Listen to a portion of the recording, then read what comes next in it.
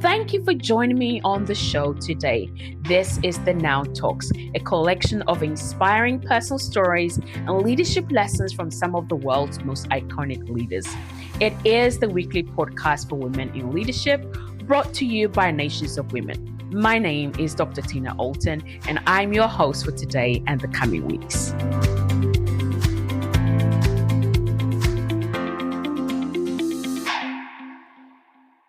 Welcome, good morning, good afternoon, good evening to you, wherever you have joined us from today. I am Tina Alton, CEO and President here at Nations of Women. For those of you that don't know me, I have the most incredible friend and confidant and advisor and mentor and everything else you can think of in the human being called Mark Whitaker. And Mark is the Executive Director for Coca-Cola Tea Factor. Very, very influential, and a man that I most admire. Together with his wife, Ginger, I really, truly love and have had the privilege of being poured into by them. So, Mark, I would never do you justice introducing you. So please just take a few moments to introduce yourself to us, to our audience, and just, by way of introduction, just really your journey to becoming a leader for us.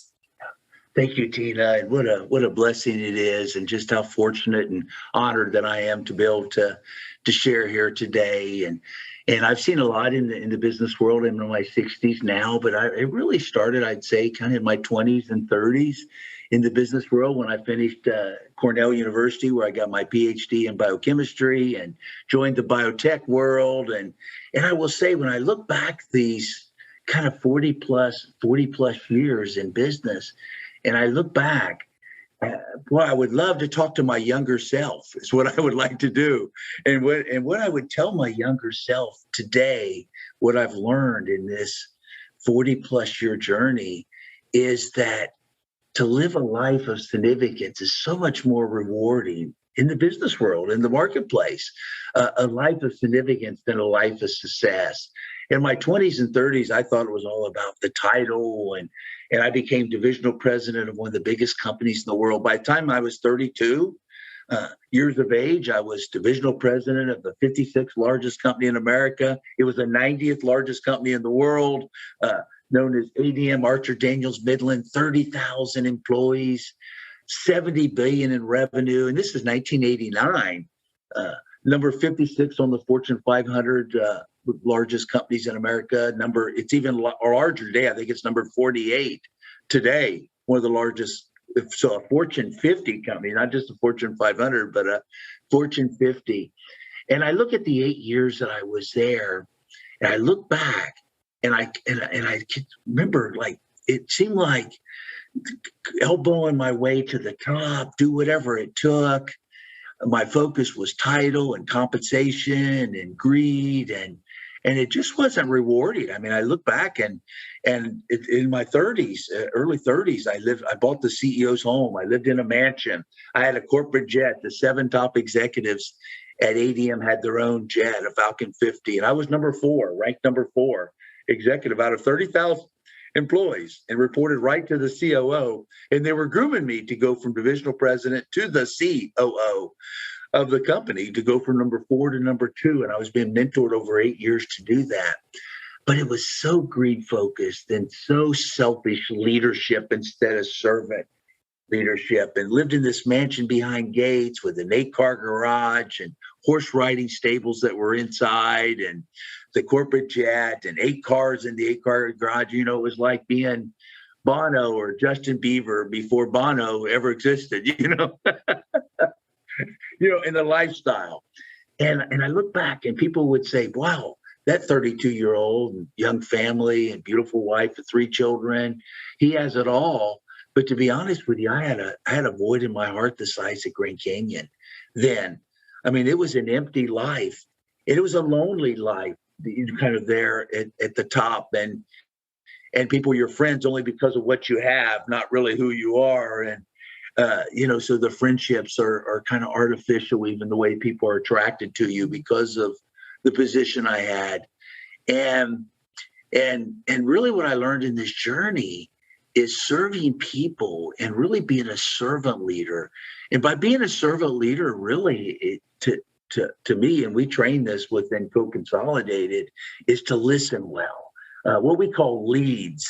How do you lead? L.E.A.D.S. What does lead stand for?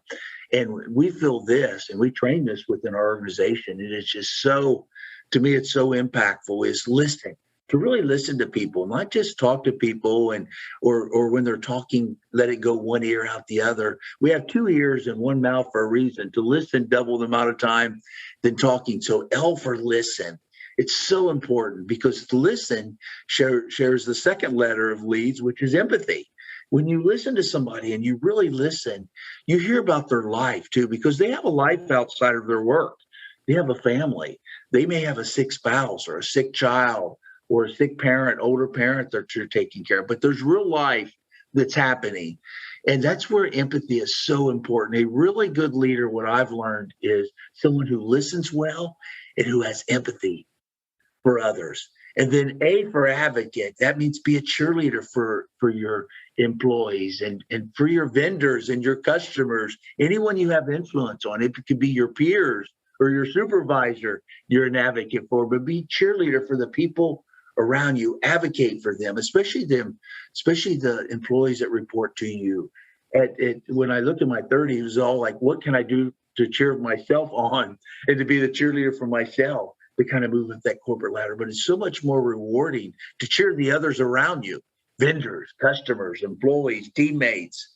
So to be an advocate. And D is develop, to help the people around you develop, help them learn, like we're doing even now on this podcast, on this interview.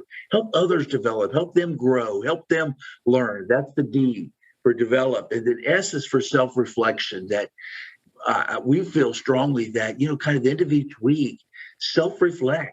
How'd your week go? What would you do differently? Well, the nice thing is next week, the following week is a new week, and you can self-reflect and then improve and grow and listen better and be more empathetic and be a better advocate, help others develop. So the self-reflection is important. It's a way to self-evaluate yourself. And then the following week, a brand new week, is to do it better and just continue to grow, continue to improve, and continue to refine. So if I could talk to my younger self, I would say, Mark, and I didn't really get this till I was about 40 years of age, I would say this: be a servant leader. That's the best way, best for your organization, best for yourself, best for your employees around you. If you're serving your employees, your teammates, your vendors, your customers, that's the leader that people look up to. And those are the most effective leaders. Wow, thank you so much. You've given us so much to kind of like,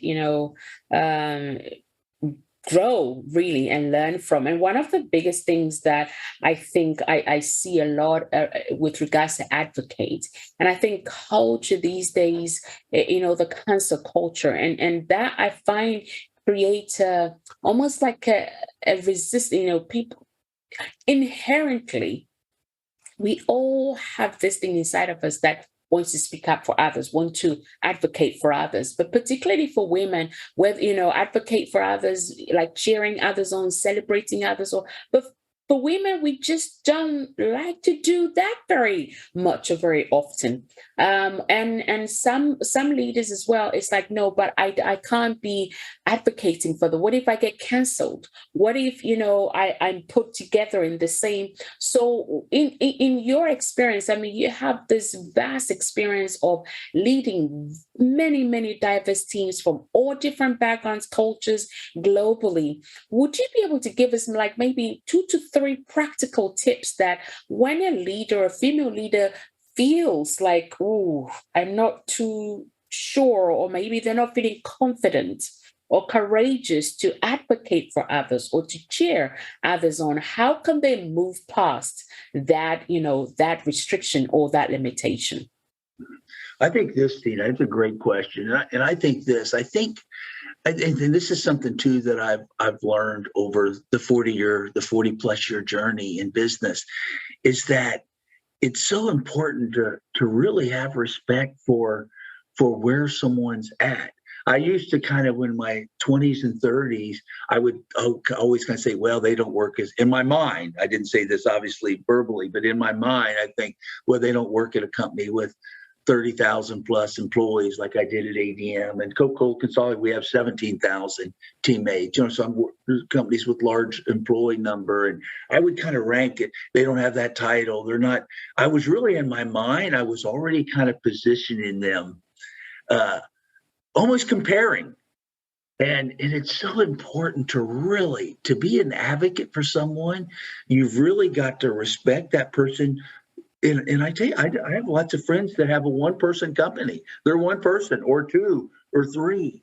And I tell you, their position and their influence on the world is just as much as someone that has 100,000 employees. It's not like someone's having bigger impact because of their employee number or the size of, you don't have to be Facebook or Google to have influence. You could one person or two person, three, because you have vendors, you have customers, you have neighbors, you have people in your office building, you have people that are around you all the time, no matter how many employees you have, and that's influencers. And I tell you what I've learned in this journey is that everyone has a place. I mean, God has put us all here. Everyone has a skill set that God's given them. It has an influence in the people that are around them. And by respecting that, and really that's the empathy. To me, by having the empathy is how you become the advocate, is that you care for that person no matter where they live, no matter what country they're in, no matter what the color of their skin is, because they have different experiences where they grew up, and different experiences in their life. But when you really care for someone and you meet someone, and I meet someone in a small company that may have $500,000 in revenue, and I'm thinking, well, that's in a very small company, but that person's got dozens of vendors and dozens of customers that they're working with, and they have so much influence. Well, to me, I want to cheer that person on. I want to be an advocate to that person, because I think I want that person to be the best servant leader that he or she can be. And by having that empathy and really caring and having a caring heart, that everybody has a skill set that God's given them, and everyone has the opportunity to influence this world to make it a better place when we leave it than when we came. And like I said, I see that more in my 60s than I did in my 20s, 30s, because I do see, the end. I'm closer to the end, the beginning, and I do want to leave the world a better place when I leave it than when I came, that I didn't think about my 20s and 30s.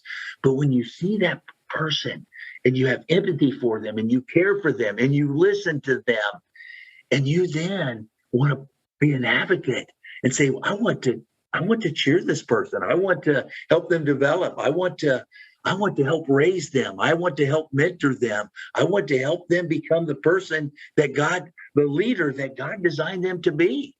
So I think the empathy, personally, Tina, just from my experience, I think the empathy leads to the advocacy. When you care for somebody, you want to cheer them on and you want them to rise up.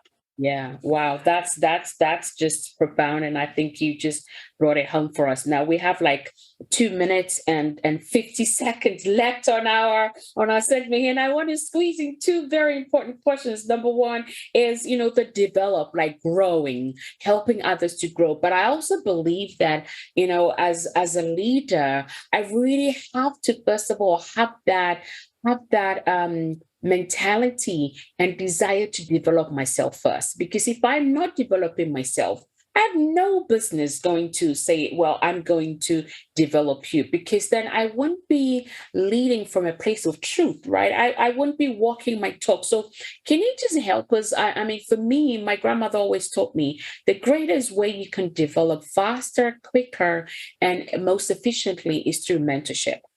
because you can cut the number of years, you can cut experiences, you can cut, the loss, the pain, all of those, if you learn from somebody who's going ahead of you.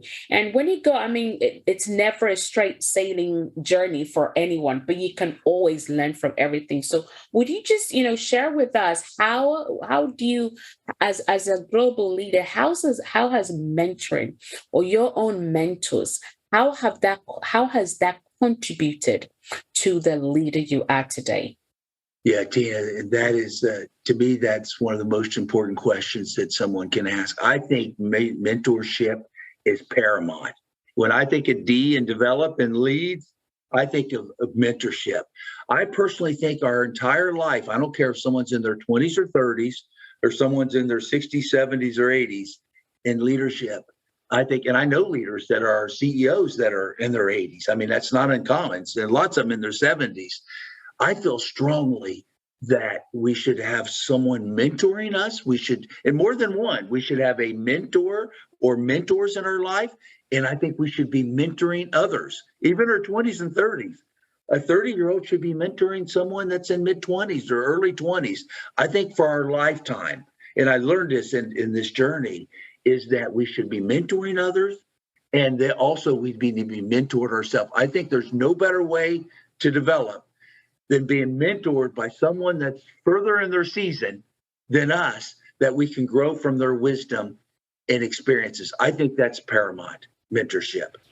Thank you so much. So in the shortest sentence you've ever invented, Mark, if there is one thing I can learn from your life, what would that be? That would be this, that to be a servant leader and live a life of significance, and don't have your goal as a life of success. Don't have your goal focus on how many employees I have, what the revenue size is, all the successful metrics, title and compensation. Really, you will find it so rewarding to serve others, live a life of significance. That's the most rewarding life. And that's what I would tell my 20-year-old self. Wake up, Mark. Live a life of significance. This life of success is going to be an empty life. Wow. Thank you so much, Mark. That has been profound. This has been Mark Whitaker, the Executive Director, Coca-Cola Tea Factory. And just to wrap up here, choose to live a life of significance. Right. And you can have a life, you can have a large life and yet have an empty heart the size of the Grand Canyon. Wow. Be a leader that leads well. And to be a leader that leads well requires you to listen well, to be empathetic towards others, to advocate, be a great advocate for others, develop you and others around you as well. And underpinning all of that is to be a leader that self-reflects. And don't compare yourself. Don't mark people where they are when you meet them.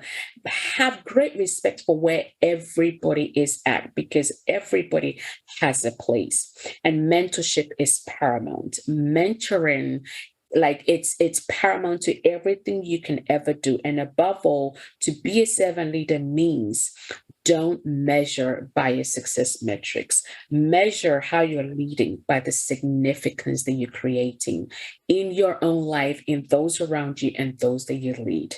And that, my friends, is how you become a leader that leads well. So thank you for spending time with us, Mark. We bless you. We, really, really appreciate the gift of your time today. Thanks for having me, Tina. It's great to share here today. Thank you.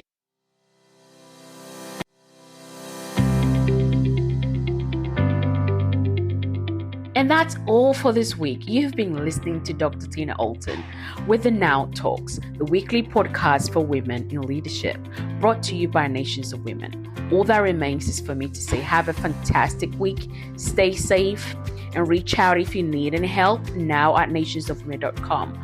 Until next time, enjoy the pursuit of your potential, and remember, now is your time.